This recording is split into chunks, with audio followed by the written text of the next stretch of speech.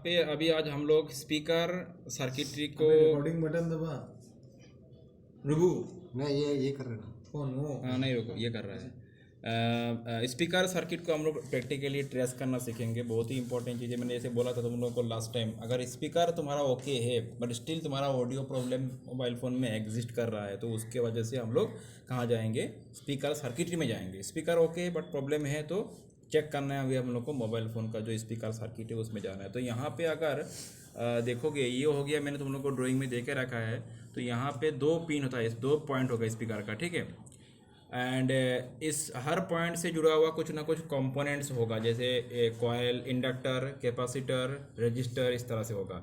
तो मोस्टली जो कॉयल होता है वो सीरियली होता है कनेक्टेड, और कैपेसिटर और ये सब जो होता है ये मोस्टली पैरेलली कनेक्टेड होता है। तो जैसे मैंने बोला सबसे 3 इशू हो सकता है, short issue, open issue and leakage issue. तो सबसे पहले हम लोग चेक करेंगे शॉर्ट इशू के बारे में। तो अगर ये दोनों पिन पॉइंट ग्राउंड के साथ बीप आ गया तो मतलब शॉर्ट इशू है, या तो ये दोनों पॉइंट एक दूसरे के साथ बीप आ रहा है तो भी शॉर्ट इशू है, ठीक है।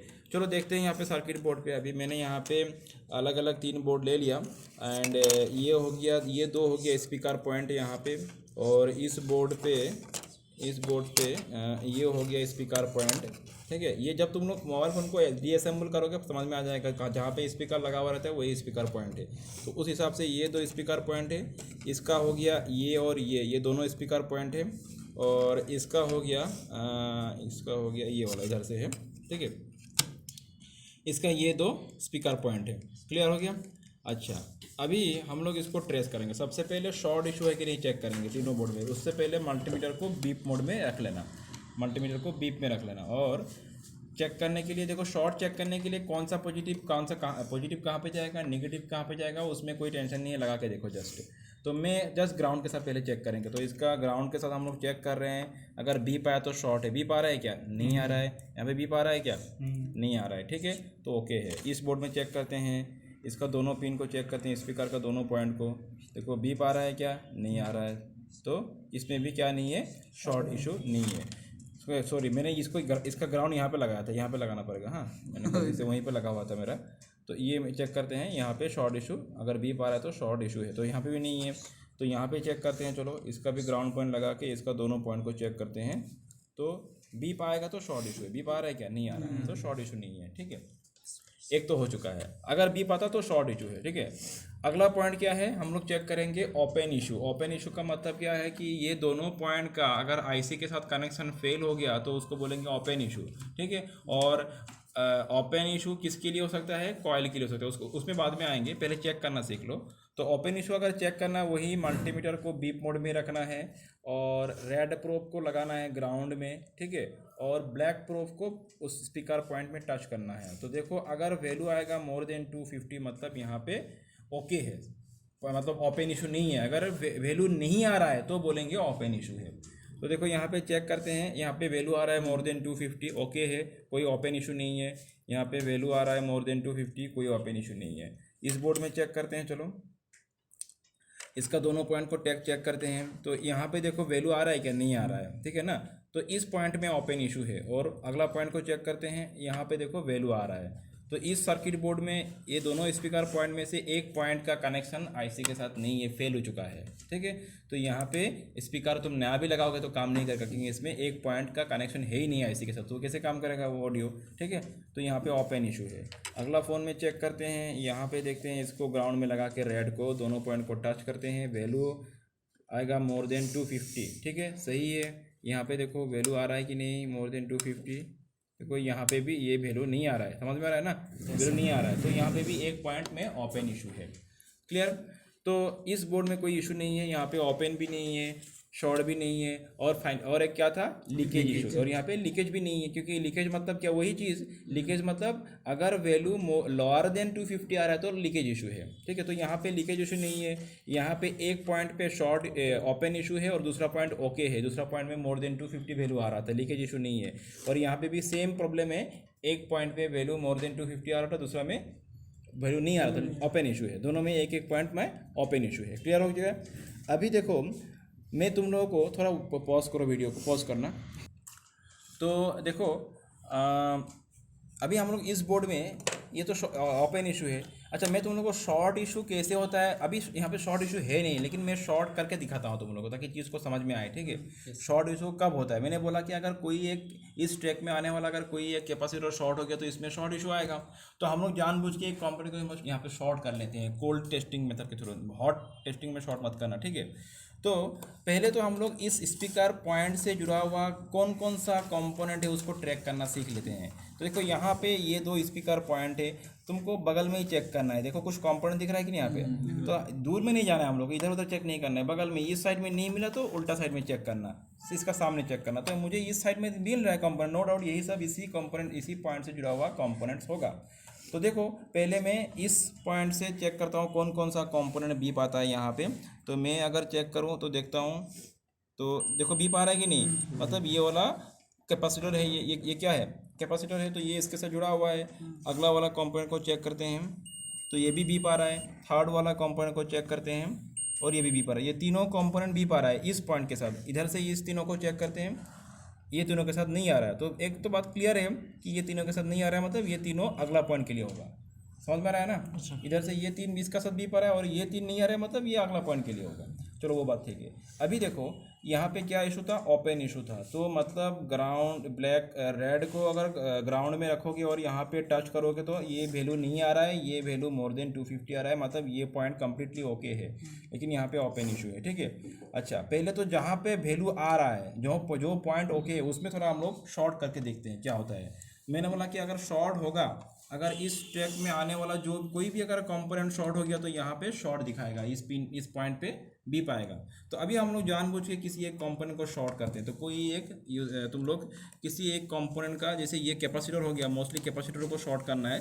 ठीक है, ये कैपेसिटर का दोनों साइड तुम इस तरह से टच कर लो, हाँ इधर से टच करो ताकि हम लोग इसको, ये नहीं, दोनों का नहीं, एक का, इधर से एक छोटा, हाँ नहीं इस तरह से मैं दिखा रहा हूँ।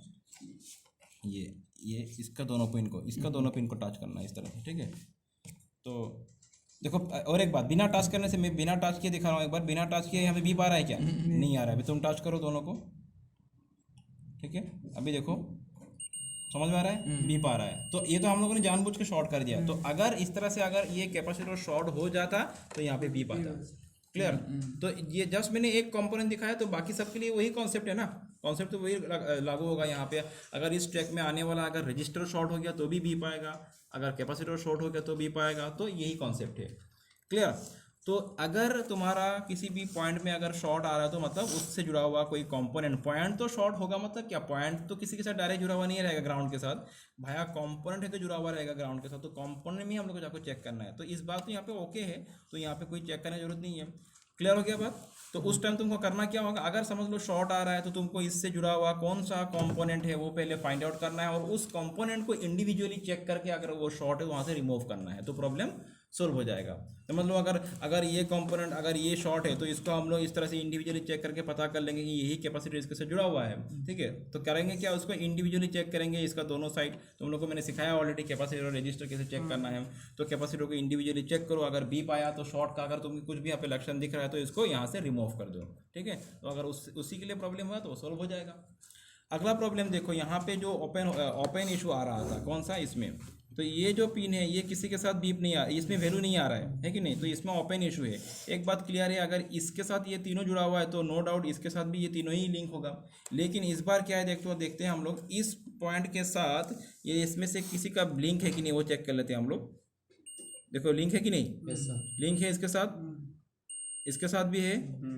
ठीक है, यहाँ पे भी लिंक है। देखो ये जो है इसके साथ पूरा कनेक्टेड है यहाँ पे, लेकिन यहाँ पे क्या है, ओपन इशू है। मतलब यहाँ पे एक दिखाते हूँ मैं फिर से एक बार, यहाँ पे वैल्यू नहीं आ रहा है, समझ में आ रहा है, यहाँ पे ओपन इशू है। तो मतलब इसका कंपोनेंट के साथ कंपोनेंट तक ओके है, लेकिन कंपोनेंट के बाद जो आईसी तक लिंक जा रहा है वहीं पे फेल हो चुका है। ये थोड़ा कॉम्प्लेक्स प्रॉब्लम यहाँ पे आ चुका है, क्योंकि कंपोनेंट में अगर फेल्यूर हो गया तो उसको ठीक कर लेंगे, क्योंकि अगर इंटरनली इसका ट्रैक, मतलब समझ लो कि यहाँ से आईसी तक जाने वाला जो ट्रैक है वो तो डायरेक्ट सर्किट बोर्ड का इनर लेयर से जा रहा है। तो उसको फाइंड आउट करना थोड़ा कॉम्प्लिकेशन यहाँ पे आ जाएगा। अभी इसको अगर फाइंड आउट करना है तो ये एग्जैक्टली इसका स्कीमेटिक डायग्राम निकाल के ये स्कीमेटिक डायग्राम निकाल के ये पॉइंट कौन सा आईसी तक, मोस्टली ये पावर आईसी या तो सीपीयू आईसी होता है या तो ऑडियो आईसी अलग से भी होता है, अल्टीमेटली जाएगा ये ऑडियो आईसी तक ही जाएगा, ठीक है। तो ऑडियो आईसी का कौन सा पॉइंट तक जा रहा है वो फाइंड आउट करना पड़ेगा ये स्कीमेटिक डायग्राम निकाल के। तो इसमें थोड़ा कॉम्प्लिकेशन आ गया अभी, ठीक है। तो यहाँ तक तो इसका सब कुछ ओके है, लेकिन बी वैल्यू नहीं आ रहा है, मतलब ओपन है, आईसी के साथ कनेक्शन फेल है। तो मैं बाद में तुम लोगों को बोलूँगा इसको कैसे निकालना है, ठीक है। अभी इसमें थोड़ा देख लेते हैं, इसमें आओ, इस बोर्ड में आओ, यहाँ पे देखो ये क्या आ रहा है, वैल्यू आ रहा है मोर देन 250, इसमें नहीं आ रहा है। यहाँ पे तो एक बार देख के क्लियर हो रहा है। देखो इस कंपोनेंट का साथ बीप किसका आ रहा है, देखते हैं हम लोग, इसका साथ किसका बीप आ रहा है वो चेक कर लो, ये बीप आ रहा है ना। तो और इसमें क्या हो रहा है, वैल्यू आ रहा है, ठीक है, और इसमें क्या है, वैल्यू नहीं आ रहा है। तो तुम लोग खुद देखो इसके साथ जुड़ा हुआ यहाँ पे एक कंपोनेंट है ही नहीं, समझ में आ रहा है कुछ। ये देखो यहाँ पे एक खुला हुआ है कंपोनेंट जो कि ये इशू कर रहा है, मतलब कंपोनेंट है, मतलब समझ लो ये वाला कंपोनेंट समझ लो यहाँ पे अभी है ही नहीं यहाँ पे, तो कनेक्शन फेल हो गया ना इसी के साथ। तो इसका सोल्यूशन क्या करोगे, देखो इसका सोल्यूशन एकदम आसान है, इसको ठीक करना है। अभी यहाँ वैल्यू आ रहा है क्या, नहीं आ रहा है। अभी एक काम करो, ये ट्विज़र से ये दोनों पॉइंट को टच करो इस तरह से, और इधर से मल्टीमीटर में वैल्यू चेक करना, देखेंगे हम लोग, वो दोनों पॉइंट को टच करो।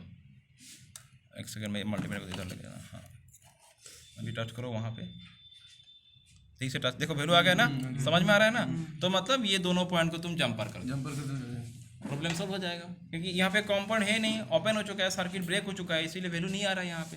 तो हम लोग करेंगे क्या, या तो मुझे कोई इंजेक्टर मिलेगा तो लगा दूंगा, नहीं तो मैं यहाँ पे जंपरिंग करके दोनों पॉइंट को ज्वाइन कर दूंगा, तो इससे मेरा प्रॉब्लम सॉल्व हो जाएगा। और वो बाद में करूँगा मैं, कुछ नहीं, वो दोस्त जस्ट वायर टच करना है यहाँ पे, तो दोनों पॉइंट को, या तो तुम दोनों पॉइंट को जस्ट सोल्जर वायर से टच कर दो, एक ही बात है, हो जाएगा, प्रॉब्लम सॉल्व हो जाएगा। तो इस बोर्ड में सर्किट का प्रॉब्लम हम लोग सोल्व कर पाएंगे, लेकिन इसमें थोड़ा कॉम्प्लिकेशन, क्योंकि मैंने बोला इसका तो कंपोनेंट तक ओके है, लेकिन कंपोनेंट से जो आईसी तक जो लिंक जा रहा है वहीं पे फेल हो चुका है कहीं ना कहीं, ठीक है।